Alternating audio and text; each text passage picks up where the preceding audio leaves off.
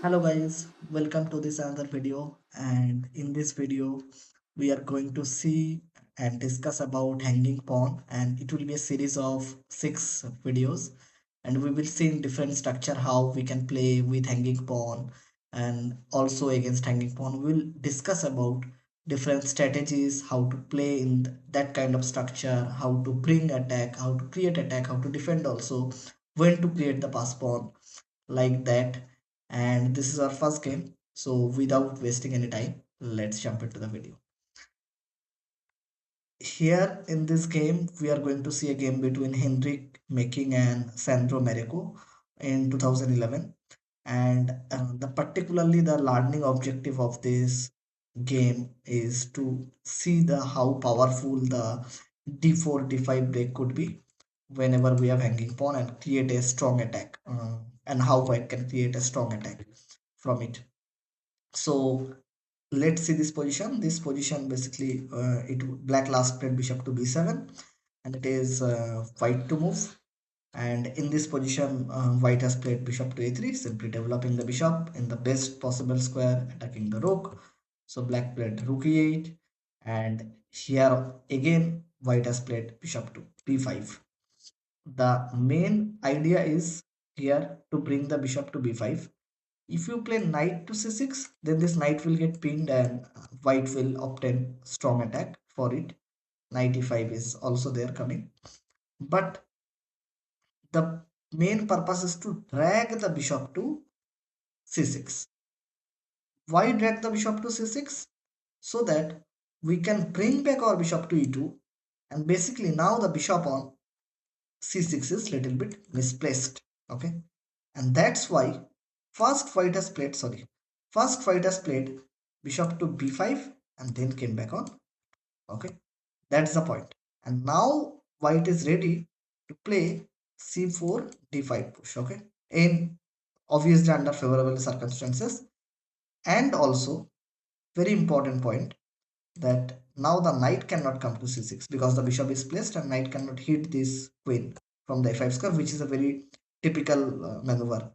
And also another point we can see here is that whenever the bishop will, usually the bishop also we can see that it can come from here and try to exchange the bishop on e2, which is a good bishop.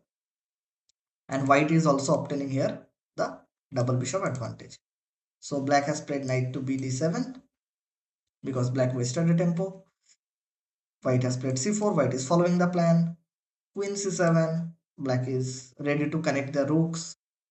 White has played rook fe1, rook a d8, and in this position bishop b2 came back. Now whenever we are going to break it, we must assure that this long diagonal we should control, and that is a very powerful diagonal. We are going to cover it up.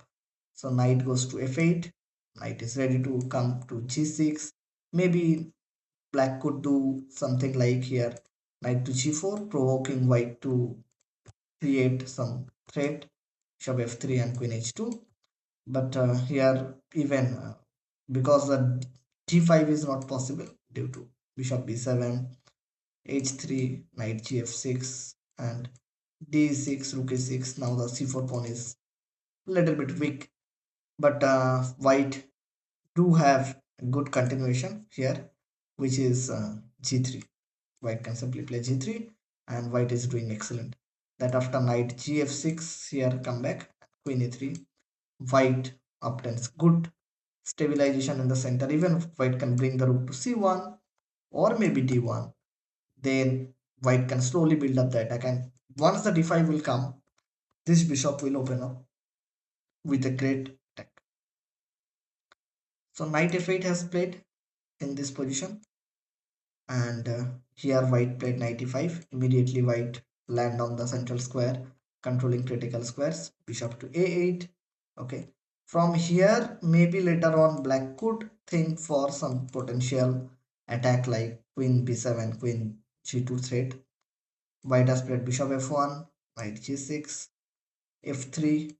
The main point is that of f3, that after take, now black cannot come knight e4 or g4. So f3 basically is a prophylactic move which prevents the e4 and the g4 square. Now here black has played knight to h4. Black is trying to create some mess. Definitely you can take here on knight into e5. Rook into e5 is also possible. H6 and then a4. White is having a very good prospect in the queen side as well. White is attacking due to better space. Double bishop is there and black is lacking with the plan. So here bishop d3, after knight h4 bishop d3 happened, and but better move was definitely to play rook ad1, activating the rook, which is more natural and that's a better move. And even after h6, uh, black can play simply, white can play simply queen e3 with a very good flexible position. So after bishop d3, black went back with knight to d7. Okay, but better move again he has missed, which is knight to h5, not to d7, but rather than h5. The idea is now you cannot play rook a d1. To play rook a d1, then it made by f6. Okay, and black is winning some material because after knight g4, knight f4, g2 is hanging. Okay, uh, now black has to, white has to defend.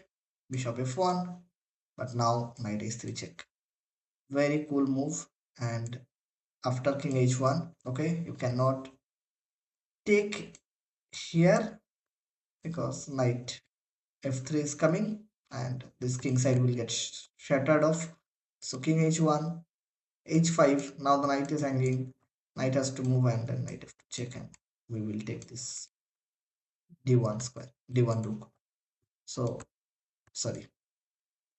So here after knight d7, white took, black also took on d7, and that moment white has played queen c2, attacking the h7 square.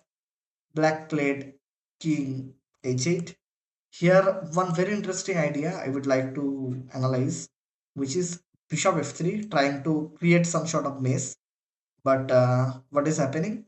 Queen f2 is coming, and that is actually a good move. Even here bishop h7 is a very nice square. You can definitely go ahead with the analysis. And queen f2, which I have checked, that knight g2, queen f3, knight e1, rook e1. Yes, white has compromised with the king side. King is pretty much weak, but very important thing that white is having double bishop, and that double bishop is very powerful whenever we are going to create some sort of attack. And maybe this is far stronger than a rook and two pawns in the open game. So king h8 happened, queen f2, an interesting option could be d5 here and create some attack. Queen f2, and obviously bishop h7 doesn't work because of f5 and the bishop is trapped. So white has played here queen f2, when king h8, queen f2, queen d8, black went back, and now d5.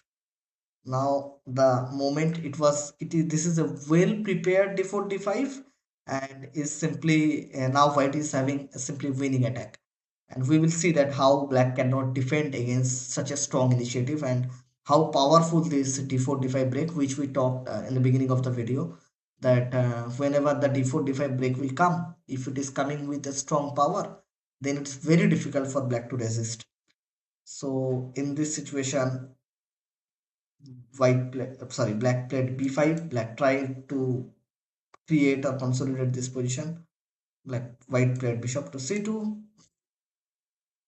rook to g8. Now we played d6, f6, and now simple move which is not taking the e6 pawn, but played, because rook e6 here is simply made by rook d2. Okay, rook d2 is coming, rook e2, rook e2, queen e2, and queen g5, where black is having great counterplay. Black is threatening bishop to f3, and even after rook f1, black is going to take this pawn, and black is somehow surviving, and black is holding the game for longer. So here a very good move, which is rook at d1. Simple move, but how beautiful that this initiative when the d file gets open, white rook is coming to d file, and this pawn is a weak. We can take it anytime, but later on also we can take here as well on b5. So white black rooks on d1, rook into d1, queen to g5. Now we can queen g3. White is offering queen trade because the aim game is completely winning for white, strategically winning for white. So queen g3, h g3, knight g6, and cb5 is completely winning that a4 a5, and with the power of double bishop, so I don't have to speak anything about it. e6 is a weak also. So after queen g3, queen e7, and just pause the video and try to figure out how white has finished this game off. And here white has played rook to d7, and black actually resigned the game in the view of, if you take on d7, queen h4, and there is no way you could defend against queen h7. You can give up your queen, but that's just extending this game.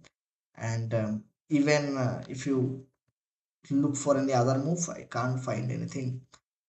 Maybe queen c5 check, but then bishop d4 is coming, and this game is again over. We are threatening bishop g7 check, rook g7, and queen g7 mate. And in the view of that, black resigned this game. So what we have learned from this, so it was not possible for black to get the e5 break against the hanging pawn. That is one of the thing. And white's good piece placement exactly helped white to get that d4 d5 break with such a powerful attack. And when the attack came and d4 d5 break came, that you can see that the black was just defenseless, and here black could not survive even for the long time. Even within 10 moves, black actually lost the game, come into a lost position. So that's it for today, and see you in the second part of this video. We will see one more example. I hope you like this video. If you like it, please share with your friends. If you want to mention something or suggest me something, so definitely suggest it.